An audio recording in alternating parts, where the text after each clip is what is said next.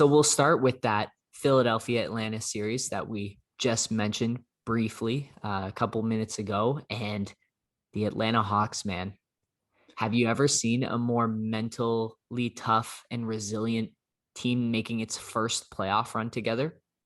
I don't think I've seen it before. I mean, Phoenix, I guess, has a couple of guys who are making their first run. It's a really bizarre year, 2021.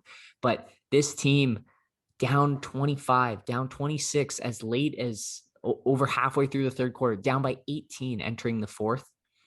And it not only is their brilliance, but it is a truly remarkable Philadelphia 76ers collapse. And now one that has happened twice in this series, not to this degree, but they seem to just fall apart when it comes to the fourth quarter.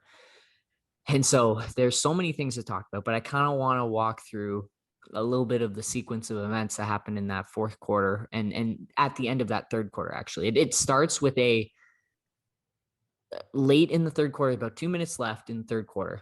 Atlanta has struggled to generate offense all game, and Danilo Gallinari hits this super, super tough step back jumper from the wing, just a 2-point shot over Ben Simmons.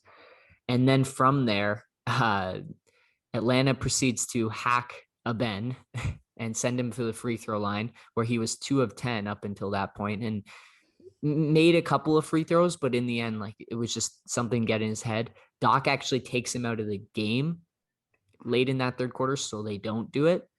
And then Shake Milton comes in the game, Tyrese Maxey's in the game, and they can't generate any perimeter offense against Atlanta, which is counterintuitive, right? Because they actually present a shooting threat. But Atlanta does a great job. Trey was competing on the defensive end, at least. He's still not a great defender, but they can't punish the Hawks for not having Ben Simmons on the floor and having more perimeter scoring. And then Trey proceeds to get a couple free throws, sets up another layup, and Atlanta closes on like a 6-0 run to end the quarter. And then coming out, start of the fourth quarter, they are running Trae Young and Lou Williams on the floor at the same time. Well, it starts with just Lou Williams, who absolutely cooks them. He scores like 8 straight points, and they have to call timeout. And then it's Trae Young and Lou Williams, two of the worst like defenders, based purely on stature.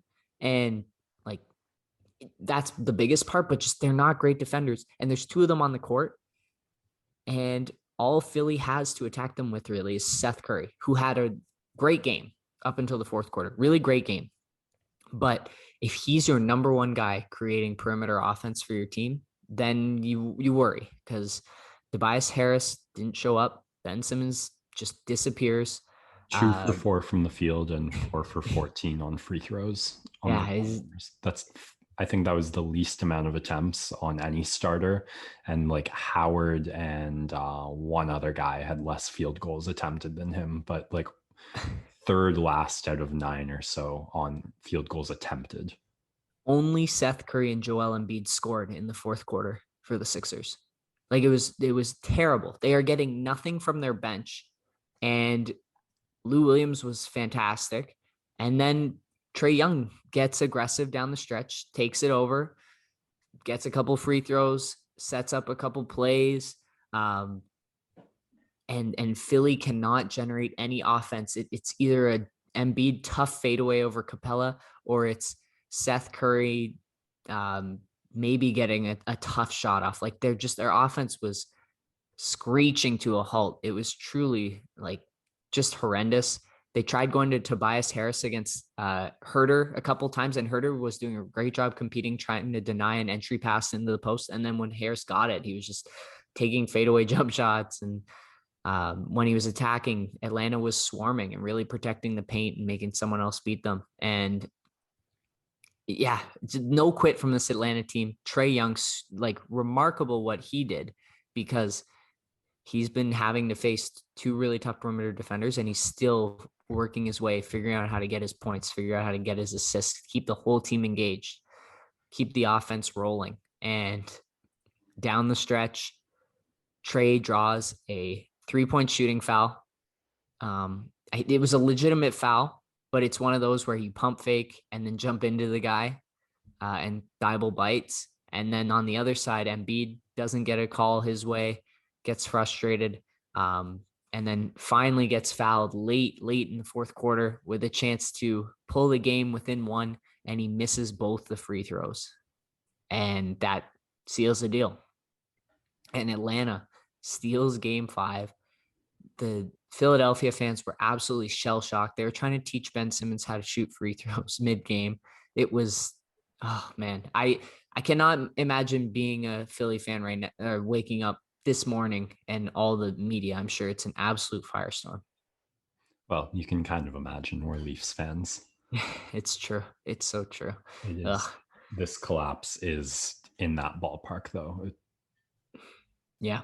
That's getting outscored 40-19 in the fourth quarter when by the underdog, when like you should be the strong closer. We saw in game 1 that like they let the game slip away from them early and then almost clawed their way back, almost fought back, but like fair enough, it was a big enough margin. But this is something totally different and way worse. And now they must win both of these games. Otherwise, changes are coming. I think Simmons is gone if they don't win this series. Yeah, and his And value is probably way lower, like the lowest it's ever been, really.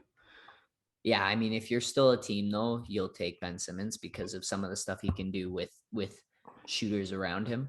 Of course, but what what's on the table is fairly clear and what Yeah. you're going to get, and that's definitely going to let GMs talk the price lower than it would have been at the trade deadline this season, last season, the season and before.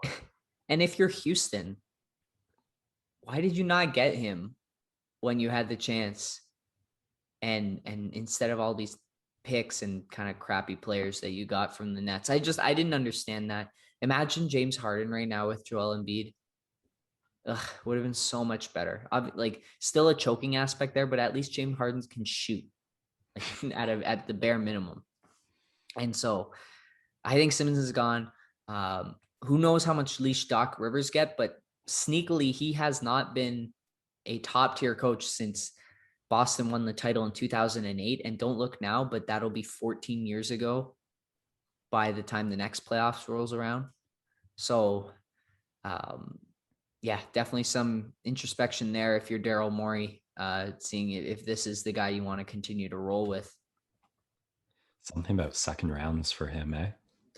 Something about it. It's been a tough hill to climb.